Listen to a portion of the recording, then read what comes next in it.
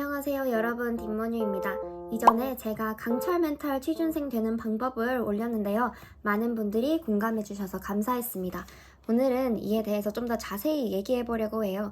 취준 회피형이 되지 않기 위해서는 어떤 마음가짐을 가져야 하면 좋을지 제 경험을 바탕으로 한번 얘기해 보려고 합니다. 바로 시작해 볼게요. 요즘 회피형이라는 단어를 되게 많이 쓰잖아요. 회피형이라는 건 정확히 어떤 뜻일까요? 회피형은 거절에 대해 매우 예민하고 상처를 받는 것을 두려워해 사람이나 특정 상황을 피하려고 하는 성격 유형을 말한다고 합니다. 특히 여러분 중에 평소에 인간관계나 삶의 다른 상황에서는 회피형이 아니지만 취준 상황에 있어서는 회피형이신 분들이 있으시죠? 취준에서 회피형의 특성은 어떻게 나타날까요? 제 예시를 들어드리자면 저는 인적성을 여러 개 연달아 쳐야 하는 상황이 있었어요. 그 중에서는 정말 이게 될까 하고 서류를 썼는데 붙어서 그렇게 간절하지 않은 기업도 있었고, 제가 시험을 쳐봤자 안 될 것 같은 그런 기업들도 있었어요. 그때 저는 몇 번 시험을 아예 안 보는 선택을 했습니다. 이전 영상에서도 말씀드렸던 것 같은데 이건 제가 스스로 핑계를 만든 거라고 생각해요. 시간이 없어도 지금 이 인적성을 쳐본다면 다른 기업 인적성을 칠 때 분명 도움이 될 텐데 그때 상황 자체가 스트레스여서 회피를 했습니다. 저처럼 자신이 없거나 그렇게 원하지 않아서 인적성을 보지 않으시는 분들도 계시겠죠. 근데 취준 자체에 대한 회피를 하시는 분들은 어차피 요즘 취업 시장도 어렵고 내가 될 확률이 희박하다고 생각하셔서 서류조차 안 넣으시는 분들이 있을 거예요. 그러면서 속으로는 불안해하기도 하고, 이 불안과 스트레스를 마주칠 자신이 없어서 나는 취업 안 하고 다른 거 할 거야, 혹은 좀 더 준비되고 나서 서류를 넣을 거야 하시는 분들도 있을 거예요. 그래서 그런 경험들을 바탕으로 저는 개인적으로 회피형이 안 되려고 지금은 항상 노력하는 편이에요. 그럼 제가 어떻게 노력했는지 말씀드리면서 구독자 여러분들은 어떻게 하면 저 같은 상황을 겪지 않으실지 몇 가지 말씀드려볼게요.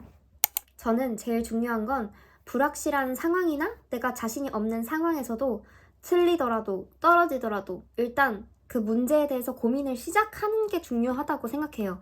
내가 스트레스를 받는 원인이 무엇인지 정확하게 파악하는 게 중요해요. 어떤 분들은 스펙이 부족해서 스트레스를 받으실 테고, 어떤 분들은 서류와 인적성 그리고 면접 단계까지 이런 복잡한 단계들을 모두 해야 하는 게 스트레스겠죠. 여러분이 구체적으로 어떤 것에 대해서 스트레스를 받고 있는지 확인하는 게 제일 중요합니다. 어떤 상황을 회피하는지 확인하는 거죠. 불안은 사실 저는 막연하다고 생각해요. 불안감은 내가 알지 못하고 통제하지 못하는 것에 대해서 온다고 생각을 하는데, 이건 우리가 머릿속으로만 생각한다면 더 모호해진다고 생각해요. 여러분 꼬꼬무 아시죠? 머릿속으로만 계속 고민한다면 이게 꼬리를 물고 꼬리를 물어서 걱정 자체가 점점 불안하게 됩니다. 그래서 저는 글로 적어보는 게 중요하다고 생각해요. 내가 가진 불안과 스트레스를 글로 적는 것만으로도 내가 가진 상태, 나의 스트레스를 가시화할 수 있으니까요.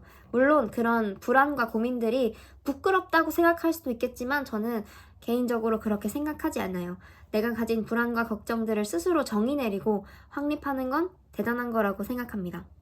이제 내가 회피하는 이유를 대강 감을 잡으셨다면 이걸 어떻게 풀어나가야 할지가 중요하겠죠. 이때는 마음가짐이 중요해요. 여러분, 막 초딩 때 했던 고민들 기억나시나요? 아니면 몇 년 전에 엄청 고민하고 불안해했었는데 지나고 보면 아무것도 아닌 것 같은 그런 경험들 있지 않으신가요? 그런 기억들을 떠올리시면서 이번의 고비도 이전과 같이 순탄하게 지나갈 거라는 마음가짐이 제일 중요합니다.